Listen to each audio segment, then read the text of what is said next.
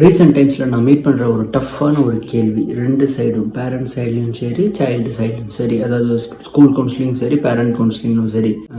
குழந்தைகள்கிட்ட கேட்கும்போது அவன் எந்திரிக்கிறான், ஸ்கூலுக்கு வரான், ஈவினிங் டியூஷன் போகிறான், சொங்கி போய் வீட்டுக்கு வரான், அதுக்கப்புறம் எங்கே போய் உட்காந்து படிக்கிறது, என்ன சார் இப்படிலாம் சொல்கிறாங்க அப்படிங்கிற மாதிரி இருக்குது. நியாயமாக இருக்குது. இவங்க கிட்ட கேட்டால், சார் நான் என்ன ராக்கெட்டாக சார் விட சொல்கிறேன், அந்த ராக்கெட் எப்படி விடுறதுங்கிறத படித்து தானே சார் எழுத சொல்கிறேன் அப்படின்னு சொல்லி பேரண்ட்ஸ் சொல்கிறாங்க. அவங்க சைடு கிட்ட கேட்டாலும் நியாயம்ப்பா அப்படிங்கிற மாதிரி தான் இருக்குது. ஆனால் வேலை நடக்க மாட்டேங்குது. என்ன பண்ணலாம் அப்படின்னா, ரொம்ப ஒரு சின்ன ஒரு கான்செப்ட்டு, ஒரு சின்ன ஒரு ஹெல்ப். அதாவது பேரண்ட்டாக நம்ம பண்ண வேண்டிய விஷயம் என்னென்னா, ஒரு 60% கைடன்ஸ் கொடுக்கணும், ஒரு 40% அக்செப்டன்ஸ் கொடுக்கணும்.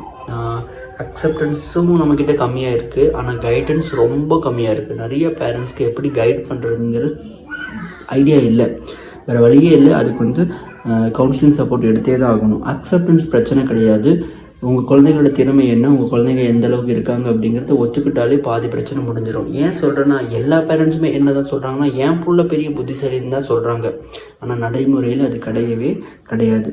நம்பர் 2, குழந்தை சைட்லேருந்து அவங்க அதிகமாக ரெஸ்பான்சிபிலிட்டி எடுக்கணும். எவ்வளோன்னா 60% ஆஃப் த டைம் குழந்தைங்க ரெஸ்பான்சிபிலிட்டி எடுத்துக்கணும்.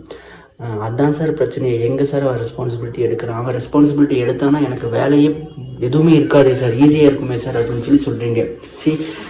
எல்டி ஸ்டூடெண்ட்டாக இருந்தான் அப்படின்னா, நியூரோ டைவர்ஜென்ட்டாக இருந்தானா, பிஹேவியர் இஷ்யூஸ் இருந்துச்சு அப்படின்னா ரெஸ்பான்சிபிலிட்டி எடுக்க மாட்டாங்க. இதுக்குமே பார்த்தோன்னா கவுன்சிலிங் சப்போர்ட் நீங்கள் கண்டிப்பாக எடுத்தே ஆகணும். ரெண்டாவது, சப்போர்ட் சீக்கிங்.